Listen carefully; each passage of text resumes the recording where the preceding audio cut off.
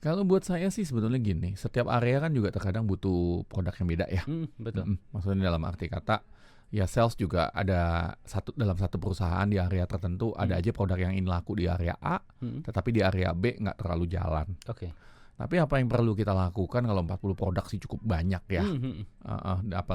Yang perlu kita lakukan adalah memprioritaskan dulu. Oke. Karena seandainya contoh, produk artis kita ada 5 nih dari 40.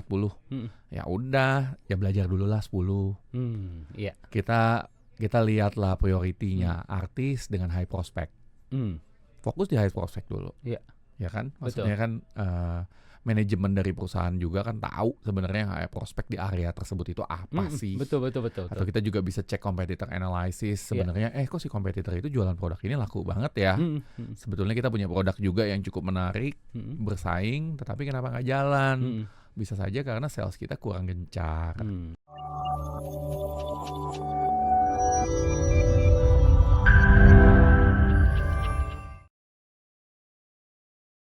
Tentunya malam hari ini juga kita mau ngomongin salah satu yang mungkin menarik di dunia bisnis nih. Dunia bisnis bisa running kalau salesnya bagus. Betul katanya ya, banget. salah satunya. Nah, kita mau ngomongin Super Sales 2025. Nah, tentunya semua pembisnis, semua bidang usaha pengen punya sales yang bagus nih Coach Yudi. Benar. Tapi seringkali kita nggak ngerti gimana sih caranya supaya kita bisa punya sales yang bagus. Oke, jadi di tahun 2025 ini kalau buat saya ini tahunnya jualan. Emang jualan ya tahunnya jualan. Udah, kita harus kejar. Banyak bisnis terdampak di luar sana adalah karena kurang bisa jualan. Betul. Ya, dan bahasa bisnis itu uang. Dan uang ya bisa didapat kalau kita jualan. Iya, betul. Kalau kita mager doang, ya nggak bakal terjadi apa-apa nih. Tapi kenapa sih hari ini saya cari topik Super Sales 2025? Karena banyak orang di luar sana, pembisnis di luar sana mau coba jualan tapi masih pakai cara yang lama. Oke, contohnya kayak apa nih cara-cara lama nih Coach? Ya, contoh-contohnya bisa aja ya maksa jualan gitu loh.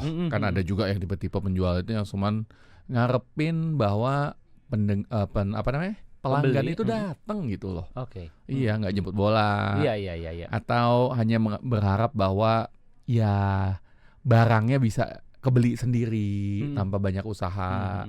Pengennya tipe kalau yang customernya datang nanya-nanya gitu ya Coach ya. Betul.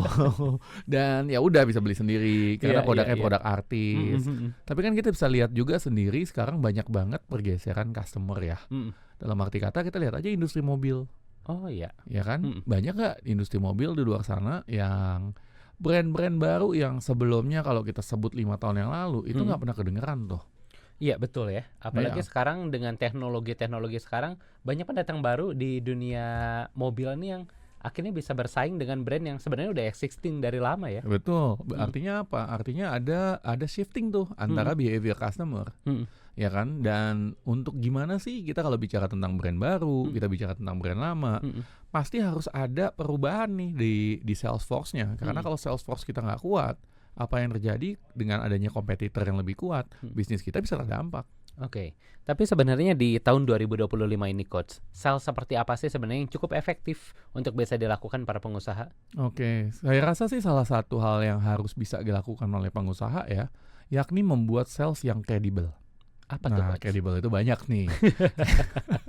Kita kupas satu-satu boleh ya Coach ya? boleh. Nah kalau kita bicara sales yang kredibel kan yang pasti salesnya harus ngerti ya.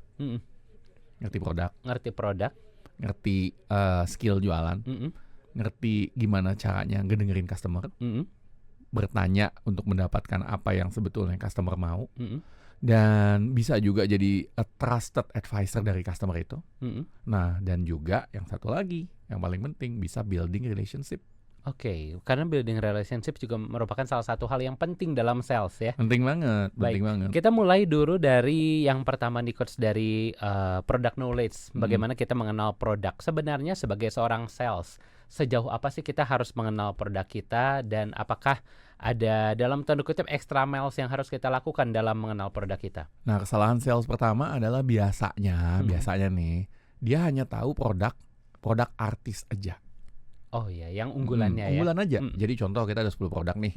Kalau yang laku 2 ya udah, dia hanya niatnya ngejualin 2 itu. Oke. Dan kalau kita tanya tentang 2 itu ya dia paham banget tentang 2 itu. Tapi kalau memang ada produk baru yang mungkin profit marginnya lebih tinggi, kita tanya AO atau alias bingung. Iya, betul. Dan di zaman sekarang di mana profit margin juga semakin menantang ya.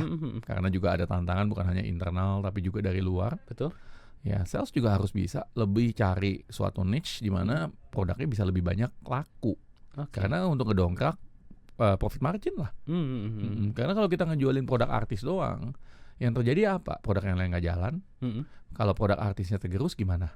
Oh iya benar, nggak ada backup ya? Nah itu kan bagaimanapun juga kan segala sesuatu harus dipupuk ya. Iya betul. Artis juga kan dulunya bener figuran, ya? betul nggak? Ya berprogres kan? ya. Nggak bisa langsung jadi artis gede, ya kan? Betul. Sama juga dengan produk. Tapi pertanyaannya, seringkali perusahaan itu terjebak untuk hanya jualan produk artis saja. Karena salesnya. Karena salesnya hanya fokus ke situ ya. Iya. Padahal siapa tahu produk-produk lain ini juga bisa jadi the next artisnya ya. Betul. Dan sebenarnya kan kita kan selalu berpikir tentang the next generation. Betul. The next generation of product. Karena yang dulu artis bisa jadi artis lawas lama-lama. Oh iya benar ya. Udah nggak relevan lagi sama keadaannya. Udah nggak relevan lagi. Iya. Dan itu banyak sekali terjadi oleh company. Atau bahkan company-company yang stuck sama produk artisnya. Dan akhirnya produk artisnya nggak laku. Ya udah gulung tikar. Betul. Tapi Coach juga memang ini harus menyadari ada beberapa bisnis, mungkin UMKM juga yang mungkin produknya ini banyak sekali Coach. Betul. Misalnya 40 produk, 50 produk. Bagi seorang sales ini lumayan PR nih. Ngapalin 40 produk dengan segala pengenalannya, kelebihan kekurangannya. Apakah yang harus dilakukan sebagai seorang pemilik bisnis? Apakah kita harus perlu men-scale ulang produk-produk yang kita miliki, atau justru ada teknik khusus nih bagi para sales agar mampu untuk bisa menguasai ke 40 atau 50 produk ini sebenarnya Coach? Kalau buat saya sih sebetulnya gini, setiap area kan juga terkadang butuh produk yang beda ya. Betul. Maksudnya dalam arti kata, ya sales juga ada dalam satu perusahaan di area tertentu ada aja produk yang ingin laku di area A, tetapi di area B nggak terlalu jalan. Tapi apa yang perlu kita lakukan kalau 40 produk sih cukup banyak ya. Apa yang perlu kita lakukan adalah memprioritaskan dulu. Karena seandainya contoh produk artis kita ada 5 nih dari 40. Ya udah, ya belajar dulu lah 10. Kita lihatlah prioritinya artis dengan high prospect. Fokus di high prospect dulu. Ya kan? Maksudnya kan manajemen dari perusahaan juga kan tahu sebenarnya high prospect di area tersebut itu apa sih. Betul. Atau kita juga bisa cek competitor analysis sebenarnya kok si competitor itu jualan produk ini laku banget ya. Sebetulnya kita punya produk juga yang cukup menarik, bersaing, tetapi kenapa nggak jalan? Bisa saja karena sales kita kurang gencar. Jadi nggak usah langsung semuanya lah 40-40-nya. Tetapi ya agak berat ya soalnya kalau 40 ya langsung ya. Tapi bertahap. Bertahap gitu loh. Sama kalau kayak kita ngangkat beban kan nggak bisa langsung 20 kilo pakai satu tangan. Betul. Kalau udah biasanya 5 kilo ya coba 7 kilo dulu. Pelan-pelan gitu ya Coach ya. Pelan-pelan gitu kan.